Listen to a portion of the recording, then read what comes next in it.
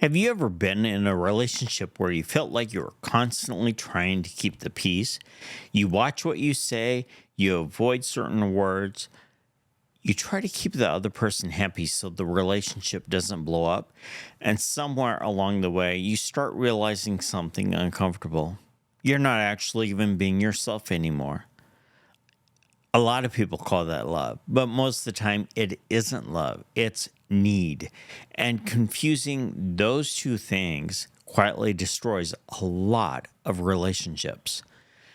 Now, most people say they want love, but what often is meant is something very different.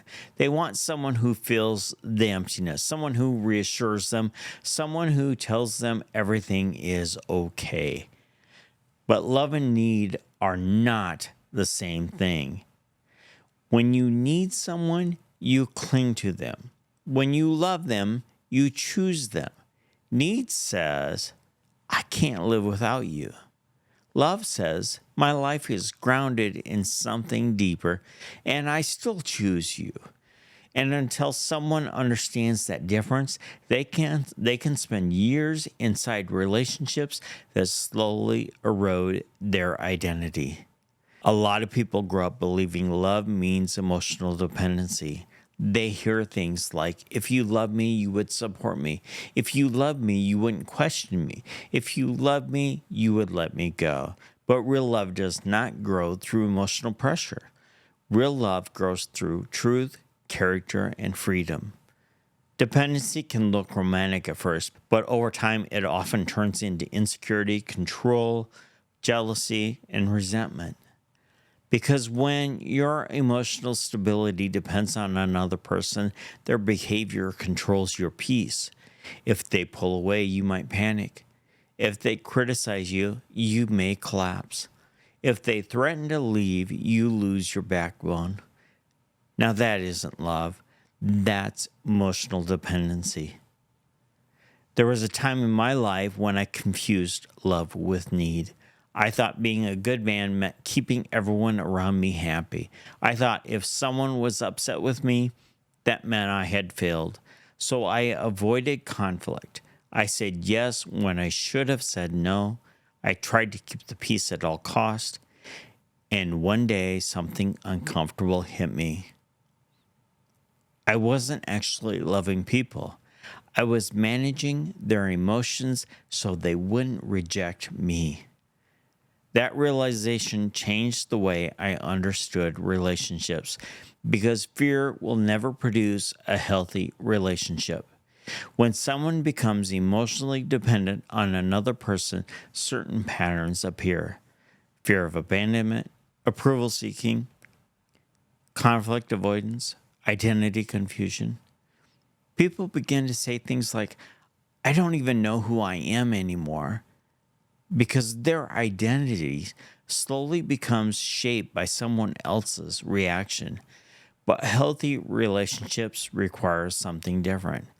Two people who know who they are, two people who are grounded, two people who are choosing each other, not clinging to each other. The Bible actually speaks to this in a powerful way. In 1 Corinthians 13:5, it says that love is not self-seeking. Real love isn't about possessing someone so we feel stable. Real love gives, real love sacrifices, but it does not erase itself. And another passage says something fascinating.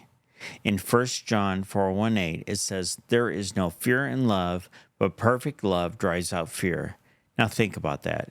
If fear is controlling the relationship, fear of losing someone, fear of upsetting someone, fear of abandonment, then love isn't actually leading that relationship. Fear is. Jesus loved people deeply, but he never abandoned the truth to keep people comfortable. Sometimes love means saying the hard things. Sometimes love means standing firm. And sometimes love means walking away from unhealthy behavior. There's something people don't talk about enough. Neediness destroys respect. When someone believes you cannot function without them, the dynamic changes. They stop seeing you as a partner.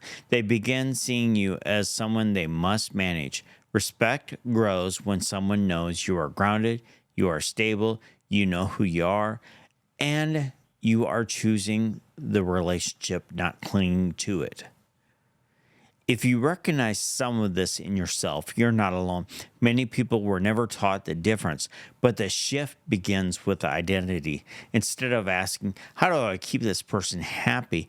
You begin asking, how do I live with integrity? That requires things like personal responsibility, emotional maturity, spiritual grounding, and boundaries. Because healthy relationships are not built on survival, they are built on mutual strength. Real love does not come from desperation, it comes from identity. When someone knows who they are, when their life is grounded in something deeper than approval, they become free to love someone the right way, not from fear, not from need, but from strength. And when two people meet each other from that place, they don't cling to each other, they walk beside each other. And that kind of relationship has freedom to grow.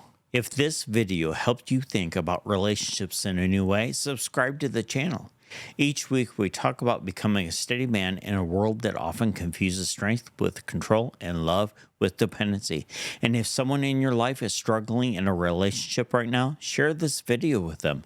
Sometimes the most helpful thing we can do for someone is help them see the difference between love and need. I'm Kirk Taylor, and thank you for watching.